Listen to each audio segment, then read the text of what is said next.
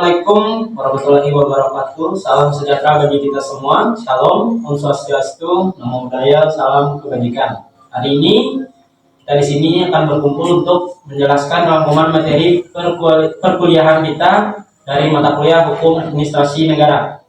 Yang pertama akan dijelaskan oleh Saudara Jordan. Ya, terima kasih Saudara Dolin. Saya akan menjelaskan apa itu hukum administrasi negara. Menurut salah satu ahli, Sir Wycliffe Jennings, hukum administrasi negara adalah hukum yang berhubungan dengan administrasi negara. Hukum ini menentukan organisasi kekuasaan dan tugas dari pejabat administrasi.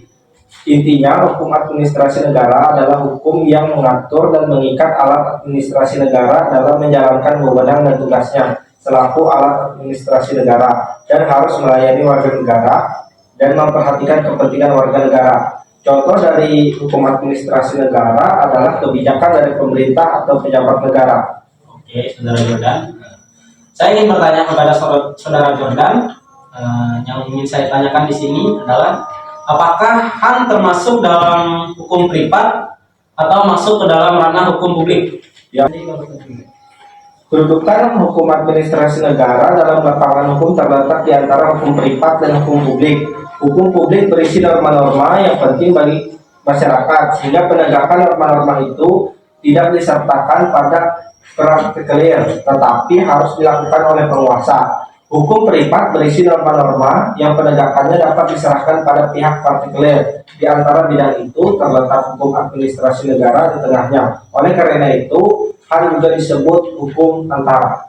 Oke, baik. Terima kasih Saudara Jordan. Oke, kita lanjutkan. Saudara Yusuf, tolong jelaskan. Hubungan HAN dengan HTN adalah ada dua golongan pendapat mengenai hubungan HAN dengan HTN.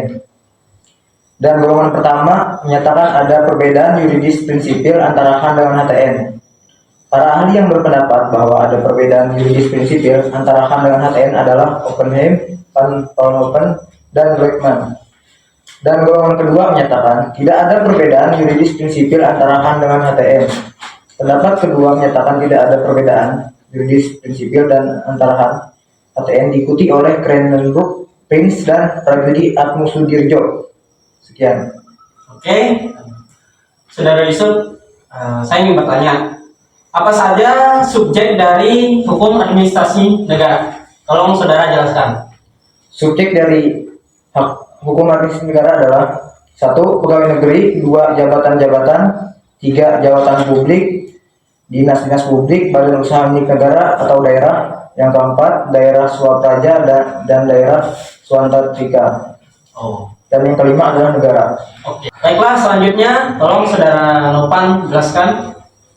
Baik, terima kasih. Di sini saya akan menjelaskan materi tentang sumber hukum administrasi negara. Sumber hukum adalah segala sesuatu yang menimbulkan aturan-aturan yang mengikat dan memaksa, sehingga apabila aturan-aturan itu dilanggar akan menimbulkan sanksi yang tegas dan nyata bagi pelanggarnya. Di sini ada sifat hukum administrasi negara. Yang pertama, sifat hukum administrasi negara itu istimewa, hanya dapat dipakai oleh administrasi negara. Yang kedua, heterogen, badan pembentuk dan substansi lebih dari satu. Yang ketiga, dinamis, ada kewenangan diskresi atau wewenang bebas. Dan yang terakhir, untuk prosesnya berurutan sebagai suatu proses. Selanjutnya, perbedaan ketetapan administrasi negara dengan peraturan. Ketetapan itu dibuat untuk menyelesaikan suatu hal konkret yang telah diketahui terlebih dahulu oleh administrasi negara. Sedangkan peraturan dibuat untuk menyelesaikan hal-hal yang belum dapat diketahui terlebih dahulu, yang mungkin akan terjadi. Peraturan ditujukan kepada hal-hal yang masih abstrak. Oke, terima kasih Saudara Nopan. Di sini saya ingin bertanya kepada Saudara, apa saja yang termasuk dalam sumber hukum material dan sumber hukum formal? Baik, terima kasih. Di sini yang termasuk sumber hukum material contohnya seperti Pancasila, karena sumber dari segala sumber hukum. Kemudian sumber hukum formal, yang pertama ada undang-undang, kedua ada Perpu, tiga Perpres, dan terakhirnya Perda. Baiklah, selanjutnya saya ingin bertanya kepada Saudara Wahyu. Saya ingin bertanya, apa itu kewenangan? Baiklah, terima kasih Saudara Perdoli telah bertanya. Oke. Kewenangan adalah hak untuk melakukan suatu atau memerintah orang lain untuk melakukan atau tidak melakukan sesuatu agar tercapai tujuan tertentu. Kewenangan biasanya dihubungkan dengan kekuasaan. Penggunaan kewenangan secara kebijaksanaan merupakan faktor kritis bagi efektivitas organisasi.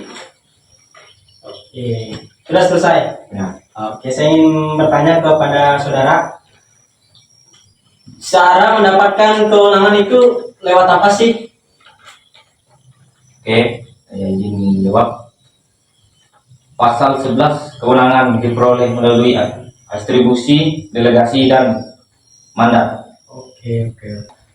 Baiklah, saya ingin bertanya. Ini adalah pertanyaan terakhir kepada saudara-saudara sekalian. Yang ingin saya tanyakan di sini adalah apa itu basicking? Baik, saya akan menjawab. Basicking adalah ketetapan suatu perbuatan hukum oleh suatu alat pemerintah dengan maksud untuk menimbulkan atau menolak suatu hubungan hukum.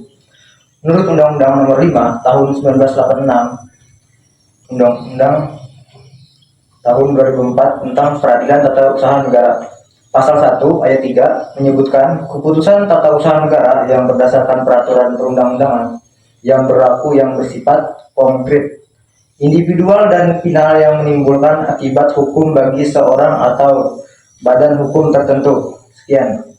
Oke, terima kasih Saudara Yusuf sudah menjawab. Baiklah, terima kasih saudara-saudara sekalian karena sudah menjelaskan rangkuman materi perkuliahan hukum administrasi negara kita pada hari ini.